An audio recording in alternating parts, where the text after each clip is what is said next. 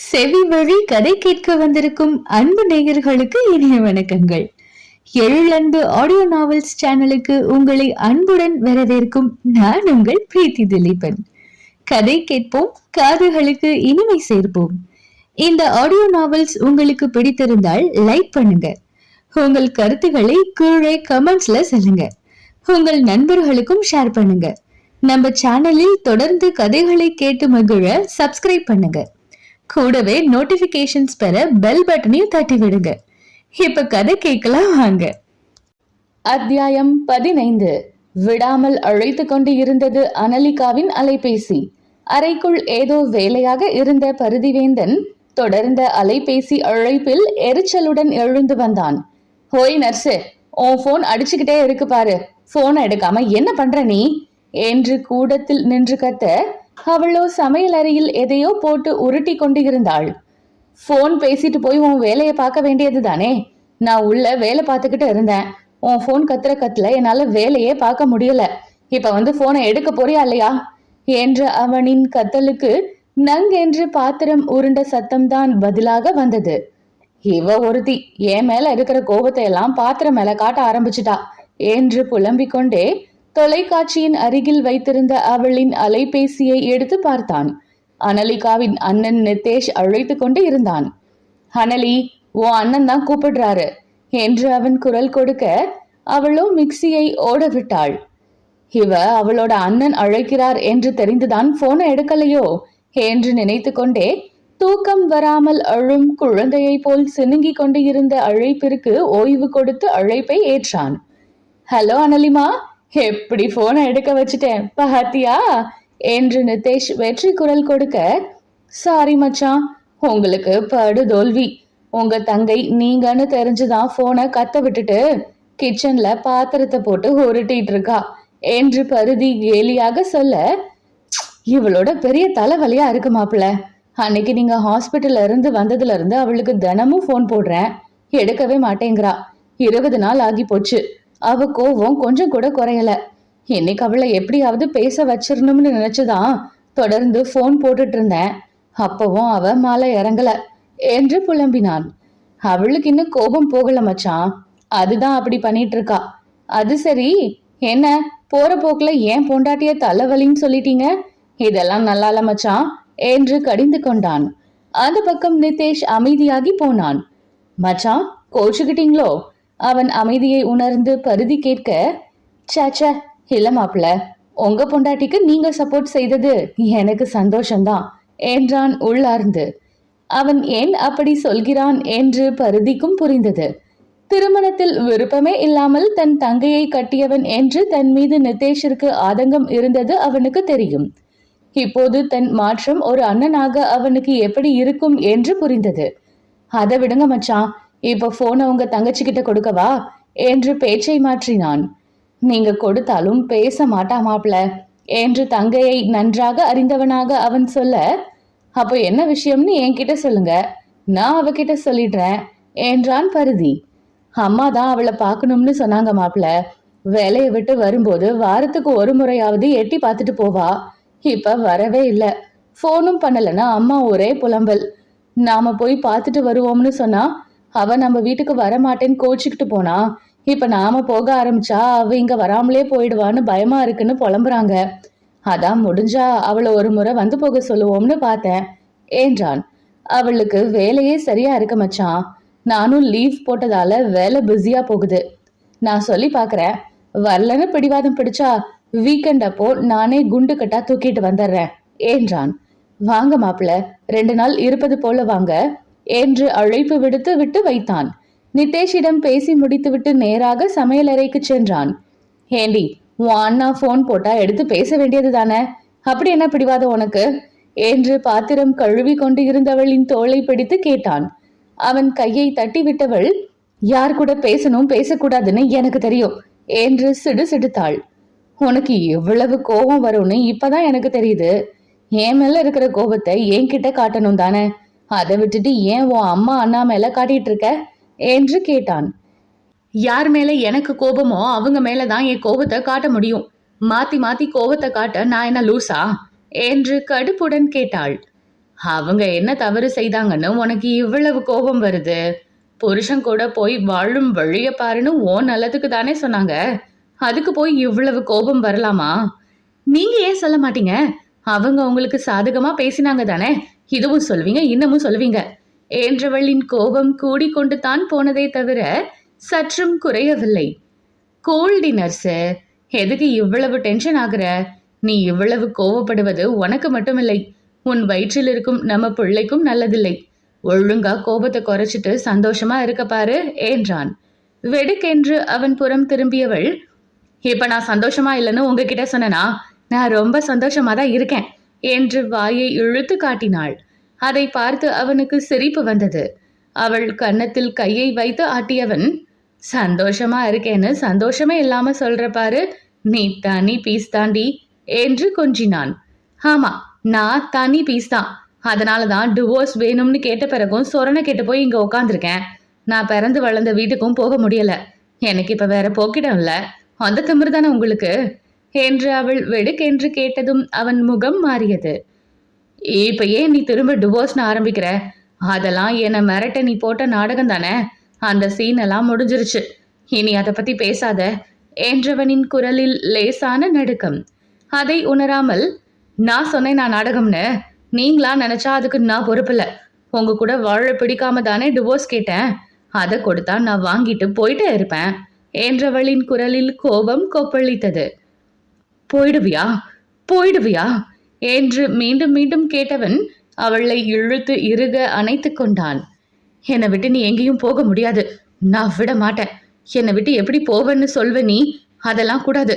உன்னை போக விட மாட்டேன், விடவே மாட்டேன் என்று மனம் பிறழ்ந்தவன் போல் பிதற்ற ஆரம்பித்தான். அவனின் அணைப்பும் இறுகி கொண்டே போக அவன் உடல் நடுங்கிக் கொண்டு இருந்தது. அவன் இறுக்கத்தில் திணறினாலும் அவனின் நடுக்கம் அவளை யோசிக்க வைத்தது. அவனின் அணைப்பின் இறுக்கம் மூச்சை முட்ட வைக்க, விடுங்க விடுங்க, மூச்சு முட்டுது என்று அவனை தள்ளினாள்.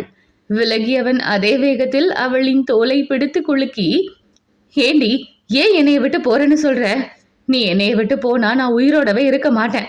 அதுதான் உனக்கு வேணுமா என்று ஆத்திரமும் கலக்கமுமாக கேட்டான். தோல் விண்டு போனது போல் வலித்தாலும் அவனின் பிரதிபலிப்பு ஒருவித வித்தியாசத்தை உணர வைக்க, இப்ப நீங்க போடுறதுதான் நாடகம் போல இருக்கு என்று அவனின் முகத்தை கூர்ந்து பார்த்து கொண்டே சொன்னாள். இருந்துட்டு போகட்டும், ஆனா நீ என்னை விட்டு போக கூடாது என்றான் உத்தரவாக. இது என்ன புதுசா இருக்கு? நான் உங்களுக்கு பிடிக்காத பொண்டாட்டி தானே. நான் போனா நீங்க சந்தோஷம் தானே படுவீங்க என்று வேதனை கலந்த நக்கலுடன் கேட்டாள். உன்னை பிடிக்காதுன்னு நான் எப்ப சொன்னேன்? நீ என் கூட இருந்தாதான் எனக்கு சந்தோஷம். அது ஏண்டி உனக்கு புரிய மாட்டேங்குது என்று கத்தினான். அவன் இப்போது அவன் நிலையிலேயே இல்லாதது போல் இருந்தான். அவனின் சிறு சிறு மாற்றத்தையும் உன்னிப்பாக அவள் கவனித்து அவதானித்து கொண்டு இருக்கிறாள் என்று அவனுக்கு புரியவில்லை. இன்னொரு முறை என்னை விட்டு போறேன்னு சொன்னேன்னு வச்சுக்கோ, உன்னை வீட்டுக்குள்ளேயே கட்டி போட்டுருவேன் என்றான் மிரட்டலாக. ஆஹா, அப்புறம் என்று அவள் நக்கலாக கேட்க, என்னடி நக்கலா? செய்ய மாட்டேன்னு நினைக்கிறியா?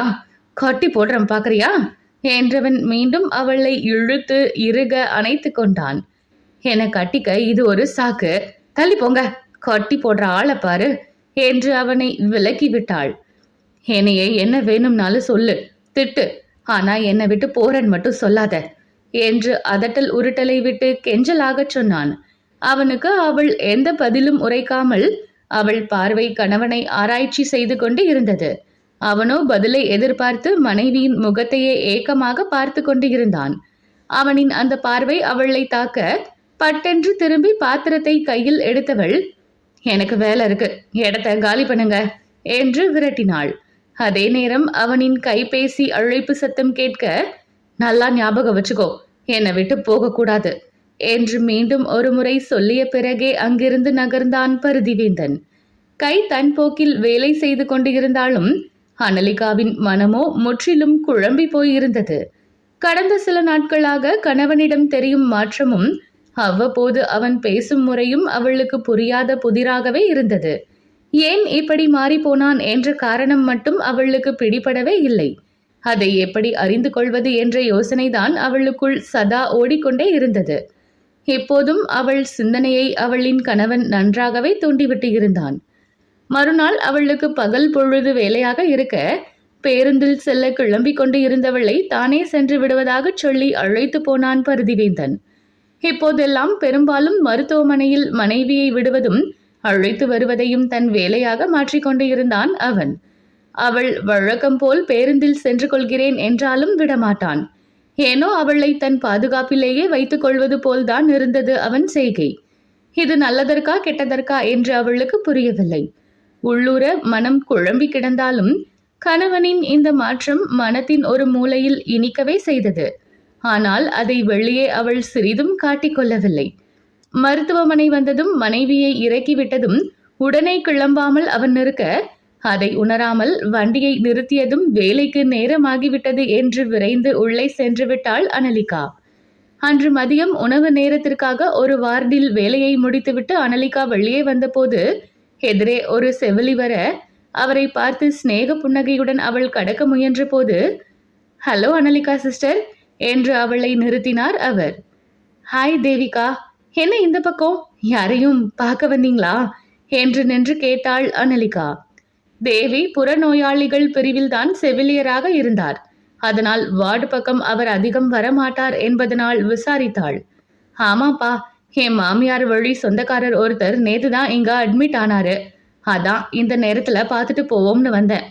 மாமியார் வழி சொந்தம் பாரு, இந்த ஹாஸ்பிட்டல்ல தான் வேலை பார்க்கறா.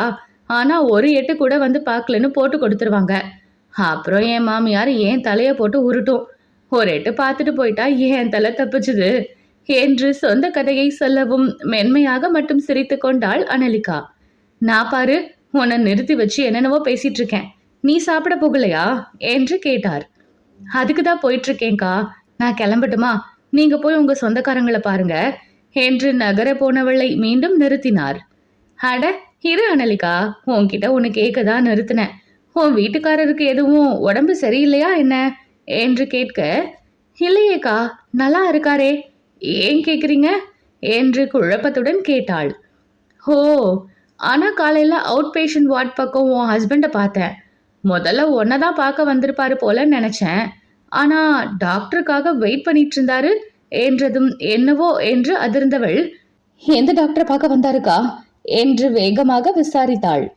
அது தெரியலமா, நான் ஜெனரல் டாக்டர் கிட்ட டியூட்டியில இருந்தேன். இன்னைக்குன்னு பார்த்து கூட்டம் அள்ளுச்சு போ. உன் ஹஸ்பண்ட் ஓரமா ஒரு சேர்ல உட்காந்து வெயிட் பண்ணிக்கிட்டு இருந்தாரு. எனக்கு பக்கத்துல போய் விசாரிக்க நேரம் இல்லாம போயிடுச்சு என்றார். ஓ சரிக்கா, நான் பாத்துக்கிறேன் என்று பேச்சை முடித்துக்கொண்டு அங்கிருந்து விரைந்தவள் ஓய்வு அறைக்கு சென்று தனது பையில் இருந்த கைபேசியை எடுத்து கணவனுக்கு அழைத்தாள். அவளிடம் பதற்றம் அப்பிக்கொண்டது. தன்னை விட வந்தபோது கூட நன்றாகத்தானே இருந்தான். பின் ஏன் மருத்துவரை பார்க்க காத்திருக்க வேண்டும்? உடம்பிற்கு முடியாமல் இருந்து தான் அவன் மேல் கோபமாக இருந்ததால் சொல்லவில்லையோ என்று ஏதேதோ யோசித்தபடி கணவனுக்கு அழைக்க, அவனோ உடனே எடுக்காமல் இரண்டாவது அழைப்பில் தான் எடுத்தான். ஹலோ பருதி, எப்படி இருக்கீங்க? உங்க உடம்புக்கு என்ன செய்து என்று படபடப்பாக கேட்டாள். அந்த பக்கமிருந்து உடனே பதில் வராமல் அமைதியாக இருக்க, ஹலோ பருதி, பருதி லைன்ல இருக்கீங்களா என்று பதறி போனாள். இருக்கேன் என்று பருதியின் ஆழ்ந்த குரல் ஒலிக்க சற்று பதற்றம் தணிந்தவள், அத உடனே சொல்றதுக்கு என்ன, நான் எவ்வளவு டென்ஷன் ஆகிட்டேன் தெரியுமா? சரி அதை விடுங்க, உங்க உடம்புக்கு என்ன என்று கேட்டாள். முதல்ல நான் கேட்கறதுக்கு பதில் சொல்லு, உனக்கு ஏன் இவ்வளவு பதற்றம் என்று அவனோ அமைதியாக கேட்க, என்ன கேள்வி இது? காலையில ஹாஸ்பிட்டல்ல டாக்டரை பார்க்க வந்திருக்கீங்க, என்கிட்ட ஒன்னும் சொல்லல. இப்ப விஷயம் தெரிஞ்சு போன் போட்டா உடனே எடுக்கவும் மாட்டேங்கிறீங்க, பேசவும் மாட்டேங்கிறீங்க. அப்புறம் எனக்கு பதற்றம் வராம என்ன செய்யும் என்று கடிந்து கொண்டவள், முதல்ல உடம்புக்கு என்னன்னு சொல்லுங்க, எதுக்கு டாக்டர் பார்க்க வந்தீங்க என்று கேட்டாள். அது எதுக்கு உனக்கு? நீதான் என் மேல கோபமா இருக்கியே, அப்புறம் எனக்கு என்ன ஆனா உனக்கு என்ன என்று அவன் கேட்க அவஸ்தையுடன் உதட்டை கடித்தாள். அவனுக்கு ஒன்று என்றதும் அவளுக்கு அவளின் கோபம் எல்லாம் ஞாபகத்திலேயே இல்லை. இப்போதும் கூட அவனுக்கு என்னவோ என்று உள்ளூர அவளின் உயிர் துடித்து கொண்டு இருந்தது. அதனை அவனுக்கு என்னவென்று சொல்வாள்? சொல்லும் வகை அறியாமல் தவித்து போனாள். தன் தவிப்பை முயன்று ஓரம் கட்டி வைத்தவள், ஏன் கோபத்தை எல்லாம் மதிக்கிற ஆளா நீங்க? இப்ப நான் கேட்டதுக்கு பதில் சொல்ல போறீங்களா இல்லையா என்று அதட்டலுடன் விஷயத்தை வாங்க முயன்றாள். அதை எதுக்குடி நர்ஸுன்னா உன்கிட்ட சொல்லணும்? நான் டாக்டரை பார்க்க வந்தேன்னு உன்கிட்ட யார் சொன்னாங்களோ அவங்க கிட்டயே எந்த டாக்டரை பார்க்க வந்தேன், என் உடம்புக்கு என்னன்னு விசாரிச்சுக்கோ என்று உடனே அழைப்பை துண்டித்து விட்டான். மௌனமாகி போன அலைபேசியை வெறித்த அனலிகாவிற்கு கோபமும் வந்தது, பயமும் வந்தது. கோபம் கணவன் பதில் சொல்ல மறுத்ததற்கு, பயம் கணவனுக்கு என்னவோ என்று. அவளின் கோபத்தையும் பயத்தையும் அடுத்து வந்த நாட்களில் இன்னும் அதிகரிக்க வைத்தானே தவிர சிறிதும் குறைக்க முயலவில்லை அவளின் கணவன் பருதிவேந்தன்.